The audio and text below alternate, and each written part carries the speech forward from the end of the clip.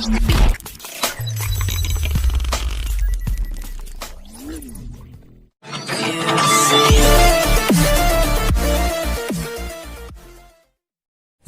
warahmatullahi wabarakatuh. Kami dari KKN MIDR ke-11 UIN Waliosongo Semarang, kelompok 63, kami akan mengadakan diskusi tentang saham. Ada beberapa yang akan kami bahas.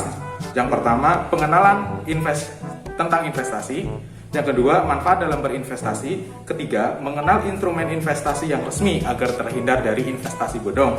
Yang keempat, mengenal investasi di pasar modal, salah satunya investasi saham. Yang kelima, langkah-langkah memulai berinvestasi. Yang keenam, cara memilih perusahaan yang baik untuk diinvestasikan. Yang ketujuh, ajakan bagi masyarakat pentingnya berinvestasi untuk masa depan, yang akan dibawakan oleh Ahmad Nurayanto selaku trainer Bursa Efek Jawa Tengah. Simak videonya ya guys. Perkenalkan, saya adalah Ahmad Nurayanto, teman-teman bisa panggil saya Ian. Saya adalah trainer dari KPBI Jawa Tengah 1. Nah, pada video kali ini, saya akan menjelaskan dasar-dasar berinvestasi. Apa itu investasi? Hal-hal apa aja yang harus kita perhitungkan sebelum mulai berinvestasi? Lalu kita akan kenalan dengan jenis-jenis investasi di pasar modal. Nah, teman-teman, setelah itu, kita akan mendalami salah satu produk investasi di pasar modal, yaitu saham. Jadi nanti selama beberapa menit ke depan, silahkan tonton video ini dengan santai, sambil ngopi, sambil makan. Yang penting tetap terapkan 3M dalam melakukan beraktivitas. Baik. Pertama, teman-teman, investasi. Investasi itu adalah hal yang sedang digandrungi oleh banyak pihak akhir-akhir ini. Berdasarkan data kami, semenjak adanya pandemi, minat akan investasi masyarakat meningkat cukup signifikan. Mungkin salah satu penyebabnya adalah dengan terbatasnya kegiatan yang bisa kita lakukan di luar rumah, sehingga kita menjadi lebih aktif mencari informasi melalui sosial media, melalui gadget kita, terkait hal-hal yang belum kita ketahui, atau hal-hal yang masih awam bagi kita. Nah, salah satunya adalah investasi. Ya kan? Karena selama ini, surveinya OJK tahun 2016, tingkat literasi investasi di Indonesia itu masih sangat rendah dibanding dengan literasi lembaga-lembaga keuangan yang lainnya. Semisal nih, anggap saja kita lagi nongkrong di sebuah kafe gitu kan. Atau mungkin kita lagi nongkrong di sebuah warung atau tempat umum. Coba, 10 dari 10 orang yang ada di ruangan itu, ada di tempat itu kita tanya, apakah mereka tahu perbankan? Mayoritas pasti jawab, ya, tahu. Lalu kita tanya lagi, apakah ada yang tahu leasing, asuransi, dana pensiun, pegadaian? Banyak yang tahu. Tapi ketika kita tanya, apakah mereka tahu apa itu pasar modal, apa itu investasi? Ternyata dari survei OJK, kurang dari 1% orang yang tahu. Kurang dari 10% orang yang tahu berapa itu investasi. Nah, maka dari itu, pada video hari ini, kita akan lebih mengenal terkait investasi. Oke? Sebelumnya juga, saya akan mengenalkan background saya. Saya adalah trainer dari KPBI Jawa Tengah 1. Jadi, KPBI Jawa Tengah 1 itu adalah kantor Bursa Efek Indonesia. Ya? Nah, Bursa Efek Indonesia itu adalah regulator yang memiliki tugas untuk meregulasi perdagangan pasar modal di Indonesia. Jadi, teman-teman kalau mencari tahu apa itu saham, obligasi, reksadana, ETF, dan derivatif, itu adanya tempatnya di kami, di Bursa Efek Indonesia dan di SRO, Self Regulatory Organization. Nah, Bursa Efek Indonesia sendiri, selain ada di Jakarta, juga memiliki 30 kantor perwakilan yang tersebar hampir di semua provinsi yang ada di Indonesia, dari Sabang sampai Merauke. Nah, kalau saya ada di kantor perwakilan Bursa Efek Indonesia Jawa Tengah 1, atau teman-teman lebih akrab mengenal saya di IDX Semarang. Jadi buat yang punya Instagram, boleh tuh buka Instagramnya, silahkan cari @idx_Semarang. Silahkan di follow, karena di situ banyak pelatihan-pelatihan terkait pasar modal, terkait saham yang bisa teman-teman ikuti secara gratis, tanpa perlu bayar, cukup mendaftar saja. Nah, oke teman-teman. Pada kali ini kita akan membahas terkait apa itu investasi. Menurut teman-teman sendiri, silakan jawab. Apa sih investasi itu? Ya kan? Nah, teman-teman, investasi itu kalau kita tanya kepada orang tua kita atau mungkin kepada kakek nenek kita, pasti mereka akan menjawab, ya investasi itu gimana cara kita menumbuhkan uang, ya kan? Nah, ketika kita tanya lagi, orang tua kita atau mungkin kakek nenek kita punya investasi apa? Kebanyakan dari orang tua kita, kakek nenek kita, generasi baby boomers dan ke atas, ya kan, dan sebelumnya, sorry, itu banyak memiliki investasi di aset real. Kenapa? Karena aset real itu yang paling mudah didapat, yang paling sering mereka jumpai sehari-hari. Aset real apa aja? Aset real ada properti atau tanah dan sebagainya. Rumah, kos-kosan, kontrakan, dan lain sebagainya. Ya kan, investasi properti atau investasi tanah. Nah, apa ada lagi? Ada lagi investasi hewan ternak. Punya kambing 2 dirawat, diinvestasiin. Sehingga nanti beranak pinak, jadi banyak kambingnya. Terus kalau yang paling mainstream sih, yang paling umum logam mulia tentunya, ya kan? Pada nyimpan emas, batangan, perhiasan. Mereka anggap itu investasi, karena memang kalau orang-orang dulu investasinya adalah aset real, bahkan hingga sekarang. Nah, tapi buat teman-teman generasi milenial dan generasi Z yang sudah terpapar oleh teknologi, yang sudah merasakan kemudahan teknologi, maka kecenderungan investasinya akan bergeser. Tidak hanya kepada aset real, tapi mulai merambah dan mulai banyak yang mengenal aset keuangan. Bedanya apa? Aset real itu adalah investasi di mana kita secara real bisa memegang, melihat barangnya. Sedangkan aset keuangan itu adalah aset yang memang dia berbentuk finansial atau berbentuk uang atau berada di lembaga keuangan. Contohnya apa? Paling simpel, deposito. Itu aset keuangan. Terus apa lagi? Teman-teman mungkin kenal reksadana, saham, obligasi, ya kan, ETF derivatif itu contoh-contoh instrumen investasi di lembaga keuangan. Nah, itu nanti akan kita bahas next slide. Sekarang kita balik lagi terkait apa itu investasi. Ketika saya tanya ke teman-teman apa itu investasi, maka teman-teman akan pasti berbagai macam jawaban. Ya enggak? Ada mungkin yang menjawab, Mas investasi itu agar cepat kaya, Mas investasi itu agar terhindar dari inflasi, Mas investasi itu agar uang kita bertambah banyak, dan lain sebagainya. Nah, secara teori, pengertian dari investasi adalah apa ya?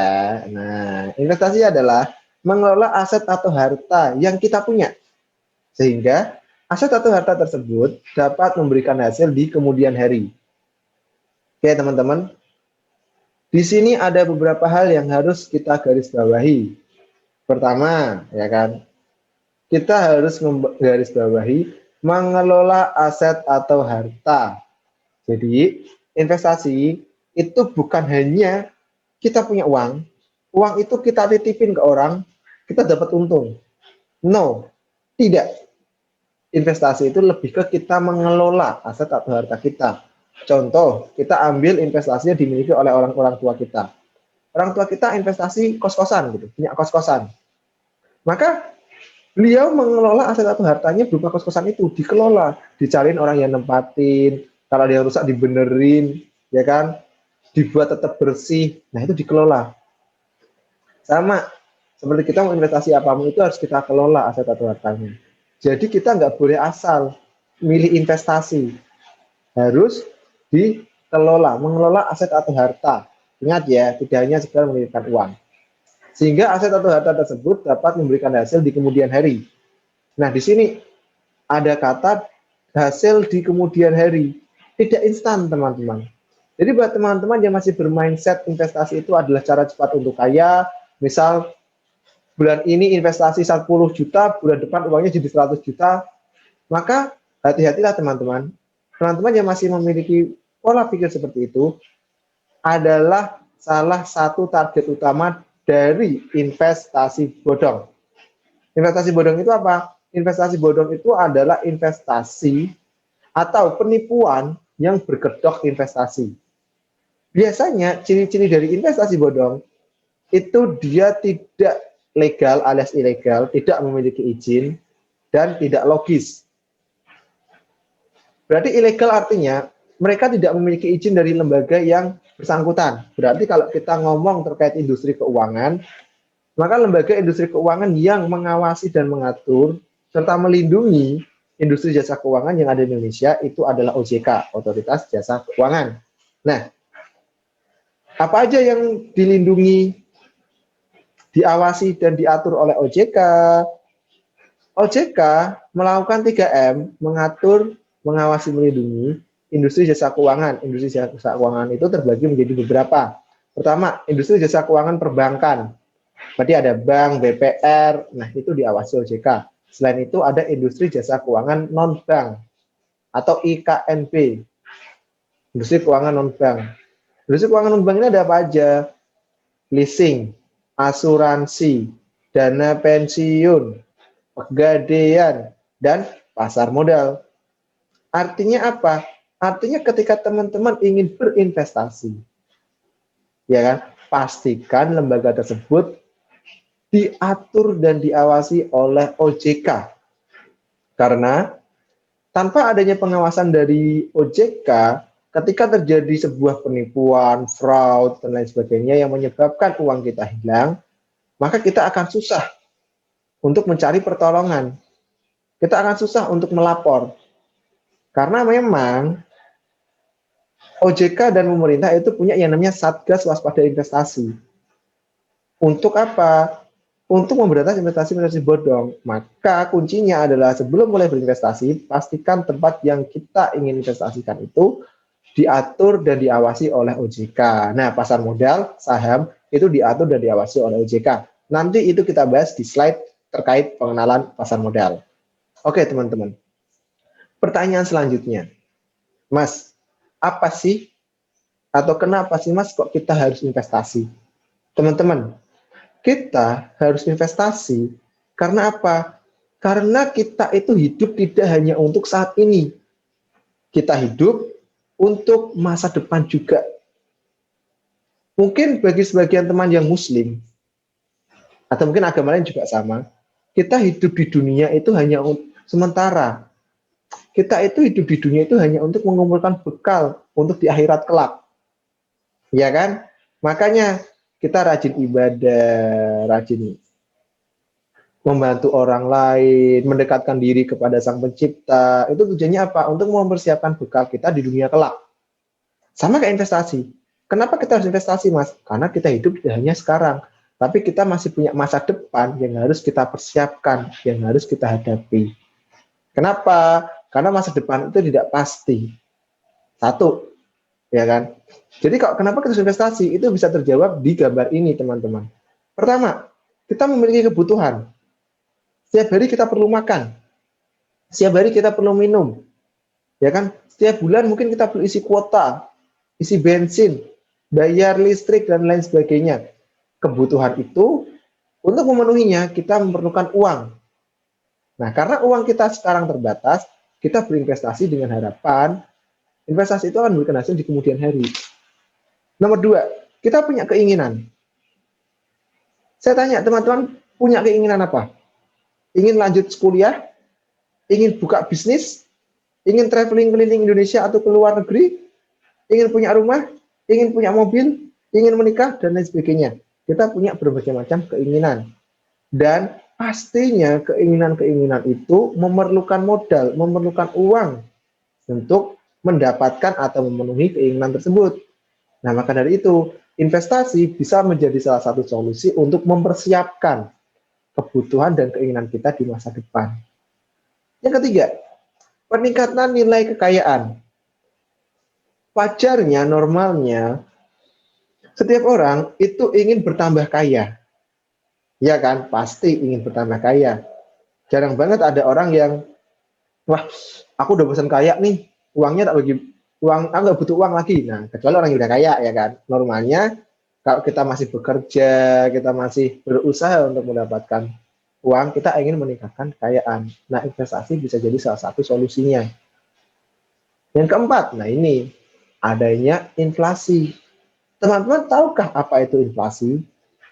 Inflasi itu adalah kenaikan harga barang secara terus-menerus. Tidak bisa dihentikan. Secara narumiyah itu terjadi. Contoh, 2012 kita punya uang 10.000, kita bisa dapat 6 bungkus Indomie karena satu bungkusnya 1.500. Sekarang 2021 kita punya uang 10.000, kita bawa ke minimarket, ya kan, kita beliin Indomie, paling cuma dapat berapa sih? Berapa? 3 bungkus. Iya, 3 sampai 4 bungkus karena range harga Indomie sekarang 2.500 hingga 3.000. Artinya apa? Artinya harga Indomie naik, kena inflasi. Sekian puluh persen selama 8 tahun. Itu artinya inflasi itu tanpa kita sadari menggerogoti daya beli uang kita. Memang mungkin selama 8 tahun ini yang namanya 10.000, nol di belakangnya tetap 4. Ya kan? Kalau nolnya cuma 2 itu 100 rupiah. Maka nolnya tetap 4. Tapi daya belinya yang menurun.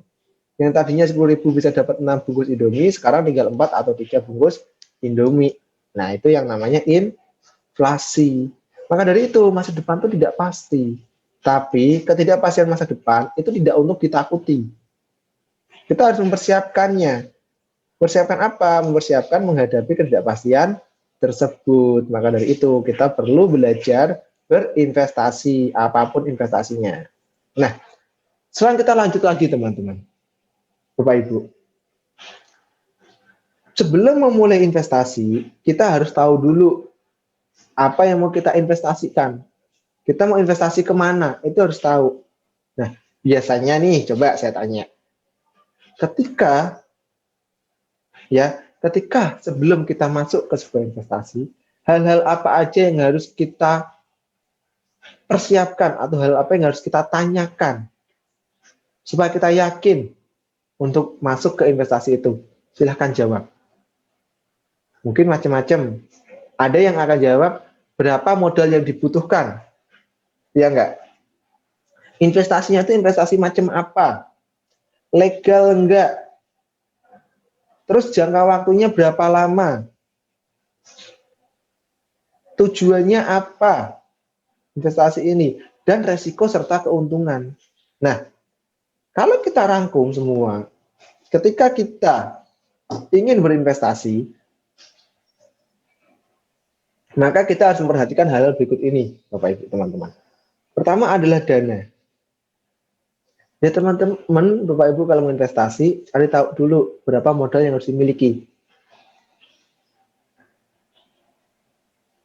Oke, kita ambil contoh. Investasi logam mulia, emas antam. Siapa yang nggak tahu emas antam? Ketika video ini dibuat, harga 1 gram emas antam itu adalah Rp950.000. Artinya kalau kita mau investasi di logam mulia di emas antam 1 gram, ingin membeli emas antam 1 gram untuk investasi, maka kita harus punya uang Rp950.000 dana atau modal yang diperlukan. Nah, sama halnya kita mau investasi di tempat lain, di saham misal. Oke, kalau di logam mulia kan saya bisa beli emas antamnya. Kalau di saham kita bisa beli perusahaan emasnya.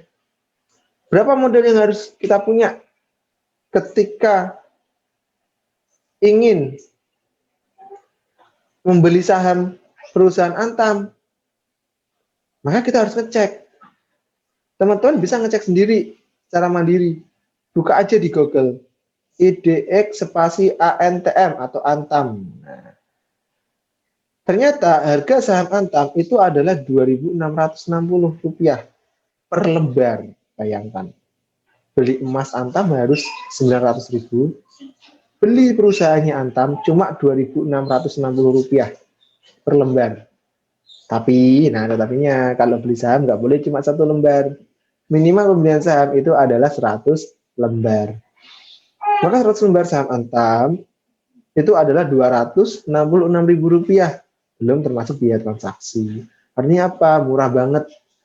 Ya kan? Modalnya kecil banget untuk berinvestasi. Jadi disesuaikan aja modalnya. Karena dana ini nanti akan menentukan wahana investasi apa yang bisa kita masukin. Oke, misal saya punya uang 1 juta, oke 1 juta berarti saya bisa masuk ke logam mulia, ke obligasi, ke saham, ke reksadana. Tapi kalau modalnya 100 ribu rupiah ya maka pilihannya lebih terbatas. Seperti itu. Lalu, pahamilah resiko dan keuntungan dari investasi tersebut. Semua investasi tanpa terkecuali itu pasti ada resiko dan keuntungan. Pasti. Nggak mungkin ada investasi yang untungnya gede, resikonya kecil. Atau mungkin ini investasi bisa ngasih keuntungan 30% per bulan, resikonya nol, nggak mungkin. Nah, ini ciri-ciri investasi bodong, tidak logis. Investasi bodong itu akan memberikan atau menjanjikan keuntungan yang tinggi sekali dalam jangka waktu pendek untuk menarik korban-korbannya. Biasanya sebulan, 2 bulan, 3 bulan pembayarannya lancar. Nanti di bulan kesekian pembayarannya mulai melambat. Hasilnya apa hasil? Hasil ya udah hilang uangnya, bawa lari. Nah, beda dengan investasi di pasar modal atau di lembaga-lembaga lain yang diawasi oleh OJK. Maka dari itu ada untung, ada resiko. Pahami resiko dan keuntungan itu.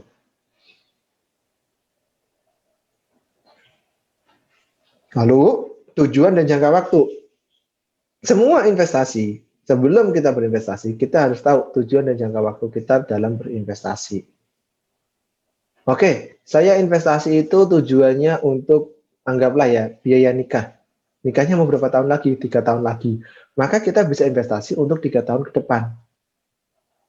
Saya mau investasi, Mas, untuk mempersiapkan masa pensiun. Pensiunnya kapan? Pensiunnya 15 tahun lagi. Maka kita bisa berinvestasi selama 15 tahun. Kenapa?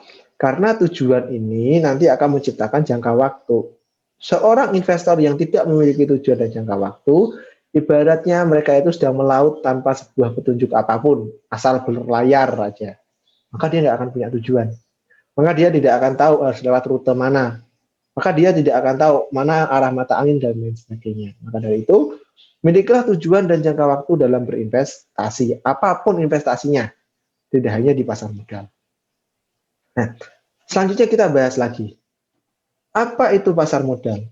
Pasar modal itu adalah sebuah tempat yang mempertemukan pihak yang butuh dana jangka panjang atau perusahaan dengan pihak yang membutuhkan sarana investasi atau investor.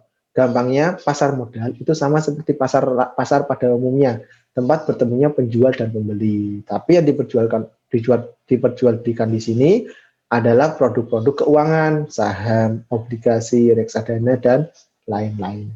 Nah, teman-teman, di pasar modal sendiri, itu kenapa saya bilang aman?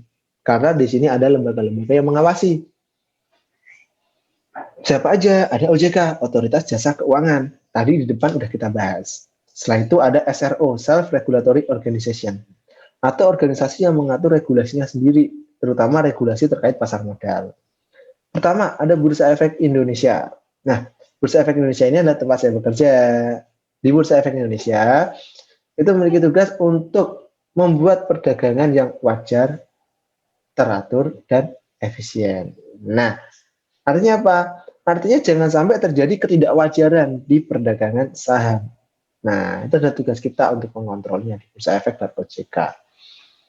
Terus kita buat peraturan, satu lot berapa lembar, kapan pasar modal buka, kapan pasar modal tutup, tick price-nya berapa, auto reject-nya berapa. Nah, itu adalah kita, Bursa Efek Indonesia bersama OJK.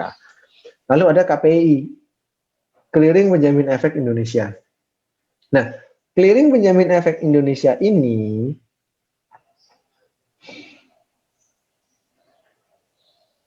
memiliki tugas yaitu mengclearing, mencatat semua transaksi yang terjadi di pasar modal. Dengan adanya KPI, tidak mungkin terjadi yang namanya salah catat. Contoh, misal saya beli saham A 10 lot seharga 1 juta. Match dapat barangnya. Tidak mungkin uang saya kepotong hingga 2 juta misal. Atau saya dapat sahamnya cuma hingga 20 gitu. Nggak mungkin. Kenapa? Karena ada KP yang udah mencatat sesuai dengan transaksi yang kita lakukan. Lalu ada KSEI, Custodian Central Effect Indonesia. KSEI ini tugas dan fungsinya adalah untuk men-settle atau menjadi brankas penyimpanan semua saham dan obligasi yang ada di Bursa Efek Indonesia. Karena sekarang eranya itu era scriptless, artinya tanpa bentuk kertas, tanpa bentuk skrip, semua saham dan obligasi sekarang punya digital. Nah, bentuk digital ini disimpannya di KSEI, jadi jangan takut. Mas, saya beli saham di perusahaan sekuritas. Nanti kalau perusahaan sekuritasnya tutup atau perusahaan sekuritasnya bangkrut, apakah saham saya hilang? Jawabannya tidak. Saham Bapak Ibu nggak hilang, saham Bapak Ibu adanya di KSEI. Aman, nanti tinggal buka aja rekening baru, terus dipindahkan. Oke, manfaatnya apa pasar modal? Pasar modal memiliki banyak manfaat. Bagi masyarakat, menciptakan lapangan kerja. Karena perusahaan yang menerbitkan saham, dia dapat uang. Uangnya digunakan untuk ekspansi, bikin produk baru, bikin pabrik baru, sehingga bisa menyerap tenaga kerja. Bagi investor, pasar modal itu merupakan sarana investasi yang menjanjikan. Karena pasar modal itu diawasi dan diatur oleh OJK dan ada lembaga-lembaga yang mengaturnya, sehingga aman. Bagi emiten atau perusahaan yang menerbitkan saham atau obligasi, saham itu bisa dianggap bagi mereka adalah penyebaran kepemilikan yang tadinya perusahaan itu hanya dimiliki oleh 1-2 orang atau segelintir orang, sekarang semua investor bisa memilikinya dengan membeli saham di perusahaan tersebut. Bagi pengusaha atau bagi pemilik perusahaan, maka pasar modal sebagai alternatif pembiayaan selain pinjam ke perbankan dan institusi keuangan lainnya. Bagi negara sendiri, pasar modal juga memiliki banyak banget manfaat. Salah satunya adalah membuat sebuah perusahaan atau sebuah bisnis itu lebih terbuka, profesional, dan iklim usahanya yang sehat. Nah, itu beberapa manfaat dari pasar modal. Jadi pasar modal itu sangat bermanfaat bagi kehidupan kita dalam bermasyarakat dan bernegara. Terus ada produk-produk apa aja sih di pasar modal? Produk-produk pasar modal yang ada di Bursa Efek Indonesia, itu yang pertama ada saham, ada obligasi, reksadana, ETF, dan derivatif atau kontrak berjangka. Pada pertemuan kali ini atau pada video kali ini, kita akan lebih membahas terkait saham. Oke, saham. Saham itu adalah bukti kepemilikan. Artinya jika kita beli saham, itu sama artinya kita menjadi pemilik perusahaan. Ya kan? Nah, karena kita membeli saham, kita itu memiliki sebuah perusahaan, walaupun porsinya kecil. Karena kita memiliki perusahaan tersebut, maka kita bisa klaim. Klaim apa? Klaim atas penghasilan dan kekayaan perusahaan. Membeli saham sama dengan menjadi pemilik perusahaan. Nah, di saham atau di pasar modal terutama saham, itu memiliki keuntungan dan risiko sama produk lainnya sama. Ya kan? Keuntungan dari saham apa? Pertama adalah capital gain. Capital gain itu adalah ketika kita beli saham, terus harganya naik. Contoh, Mas, saya beli saham ABCD. Waktu saya beli harganya Rp1.000. Sekarang harganya menjadi Rp1.100, Mas. Saya jual, saya untung Rp100 atau 10%. Itu namanya capital gain. Mungkin bagi sebagian orang, dikit banget ya, untung cuma Rp100. Tapi lihat dulu dari modalnya. Modalnya 1.000, untungnya Rp100. Maka ketika kita presentasikan, keuntungan itu setara dengan 10%. Nah, iya kalau modal kita cuma 1 lot, tinggal cuma 100.000, untungnya cuma 10.000, karena kali 100 kan. Nah, tapi kalau modalnya kita adalah 10 juta, 100 juta, 10%-nya udah berapa itu? Jadi dalam investasi saham, itu yang harus kita lihat adalah persentasenya dan nominalnya. Bukan berapa rupiahnya. Nah, kayak gitu teman-teman. Karena berapa rupiah itu nanti akan mengikuti seberapa banyak saham yang kita miliki. Oke, capital gain. Yang kedua adalah dividen. Dividen itu adalah keuntungan yang perusahaan bagikan kepada para pemegang sahamnya. Nah, keuntungan ini, ya kan, perusahaan bagikan biasanya itu setelah dia melakukan pembukuan keuangan. Jadi contohnya gini teman-teman, ada perusahaan, anggaplah PTA. PTA itu dalam setahun untungnya 5 miliar rupiah. Oke, dari 5 miliar rupiah itu ternyata ya itu setelah dirapatkan di rapat umum pemegang saham, biasanya makanya setahun sekali itu habis laporan keuangan keluar, perusahaan akan memanggil para pemegang sahamnya. Boleh datang, boleh enggak? Untuk apa? Untuk menjelaskan berapa banyak keuntungan yang perusahaan dapatkan, satu, sama yang kedua itu adalah untuk menjelaskan gimana proses kedepannya serta untuk meminta izin terkait pembagian dividen. Kapan dividen itu akan dibagi? Oke. Nah, next ya. Setelah itu kita akan kembali membahas terkait dividen. Dividen itu kita nggak perlu nunggu setahun untuk mendapat dividen. Yang terpenting adalah ketika tanggal pembagian dividen, kita pegang sahamnya perusahaan tersebut, maka kita akan mendapat dividen. Nanti akan langsung masuk ke rekening saham kita. Resikonya apa? Risiko yang pertama adalah capital loss. Capital loss adalah penurunan harga saham. Contoh, saya beli harga saham 1000, ternyata turun ke 950. Karena saya membatasi risiko, maka saya jual, saya rugi 5%. Tidak masalah. Karena yang namanya investasi itu sama seperti bisnis. Ada naik, ada turun. Maka tugas kita adalah mencari saham yang memiliki prospek naik ke depan bagus dan bertahan ketika saham-saham tersebut lagi diskon. Syukur-syukur kalau punya uang beli lagi. Itu resikonya. Terus resiko likuidasi. Likuidasi itu artinya kita tidak bisa mencairkan investasi kita karena berbagai macam perusahaannya jelek, ada bangkrut dan lain sebagainya. Tapi resiko likuiditas ini atau likuidasi ini bisa diminimalisir dengan kita memilih saham-saham perusahaan yang memang dia bonafit atau kedepannya memiliki prospek yang cerah. Minimal bunga rekening saham di perusahaan sekuritas adalah 100.000 dan jangan lupa satu lot saham sama dengan 100 lembar. Oke. Dan ingat, membuka rekening saham itu harus melalui perusahaan sekuritas, ya. Harus ada namanya sekuritasnya. Kalau bukan sekuritas, berarti kita nggak bisa investasi saham di situ. Misal ada nama lembaga-lembaga lain yang nggak ada sekuritasnya, berarti nggak bisa. Oke, manfaat investasi tadi udah ya, capital gain, dividen, dan lain sebagainya, LPS. Sampai per Januari 2021, ada 715 perusahaan yang melantai di bursa, yang siap untuk kita beli sahamnya. Dan kita bisa pilih perusahaan mana yang ingin kita beli. Dan kita selalu familiar dong dengan logo-logo ini. Ternyata ada Holcim, Bank Mandiri, Mustika Ratu, BCA, Garuda Indonesia, Antam, SCTV, KFC, BNI, Java, Kalbe, Telkom, Astra, Semen Indonesia, Sampurna, XL, Siantartop, Unilever, Wika. Artinya apa? Produk-produk ini, perusahaan-perusahaan ini, tidak hanya produknya bisa kita nikmati, tapi sahamnya juga bisa kita beli. Ciri-ciri perusahaan yang sahamnya bisa kita beli itu depannya PT, bla bla bla, belakangnya TBK. Jadi ada kata PT dan TBK di depan dan di belakangnya. Lalu gimana cara kita untuk memulai investasi, Mas?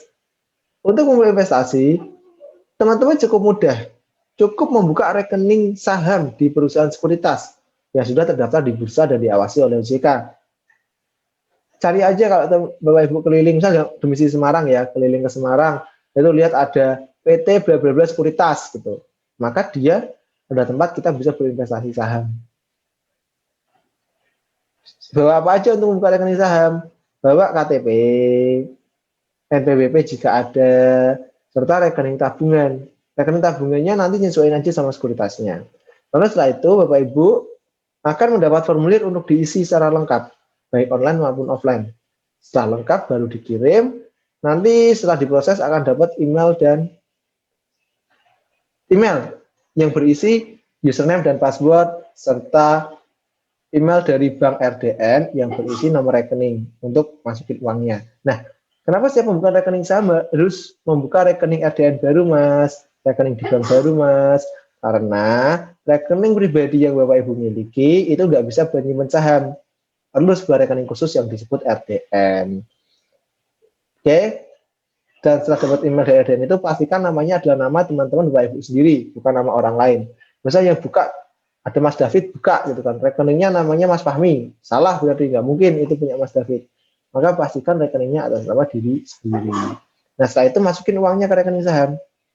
Setelah itu barulah kita bisa atau siap untuk berinvestasi. Mau milih saham apa. Nah, ini slide terakhir saya. Tips melihat performa perusahaan. Oke, Bapak Ibu, ya, tips untuk melihat perusahaan mana aja yang layak untuk diinvestasikan, maka Bapak Ibu itu bisa mengecek beberapa hal. Oke, salah satunya apa?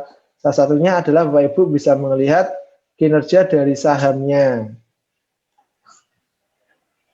Melihat kinerja dari sahamnya. Melihatnya gimana, Mas? Ya, melihatnya cukup mudah, Bapak Ibu. Bapak Ibu bisa melihat dari dividennya. Perusahaan yang bagus itu minimal 1 tahun sekali dia bagi dividen.